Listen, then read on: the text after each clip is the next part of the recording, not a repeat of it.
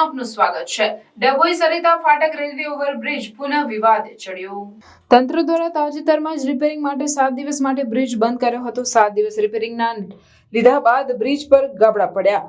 બ્રિજનું repairing કામ હાથ ધરાયા બાદ સળિયા બહાર નીકળી આવતા તંત્ર અને કોન્ટ્રાક્ટરની બેદરકારી બહાર આવી। પુનઃ બ્રિજ બંધ કરવો પડે તે પૂર્વે સમારકામ હાથ ધરાય તે જરૂરી। વાહન ચાલકોમાં ભારે રોષ। 40 કરોડના ખર્ચે બનેલો 1 કિલોમીટર લાંબો રેલવે ઓવરબ્રિજ બન્યો ત્યારથી જ વિવાદોમાં। વારંવાર બ્રિજનું રિપેરિંગ કામ થાય છે છતાં પણ હાલ ચોમાસાની ઋતુમાં ગાબડા પડી સળિયા બહાર આવ્યા। અમારે ત્યાં ડભોઈ દર્ભાવતી નગરી જે સરિતા ફાટક મુક્ત કરવા માટે બ્રિજ બનાવેલ છે। 1 વર્ષ બ્રિજને થઈ ગયું છે અને એ બ્રિજ તમે જોઈ શકો છો અત્યારે સળિયા નીકળી ગયા છે, ખાડા પડી ગયા છે, એક્સિડન્ટનો ભય થાય છે, પ્રજાને મુશ્કેલી પડે છે।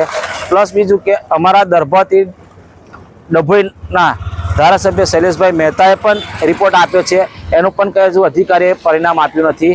તો જેમ બને એમ વહેલી તકે આ ડભોઈ બ્રિજનું સમારકામ પૂરું થાય જેથી કરીને કોઈ પ્રજાને જાનહાનિ માલની નુકસાની ન થાય અને એક્સિડન્ટના ભય ન થાય।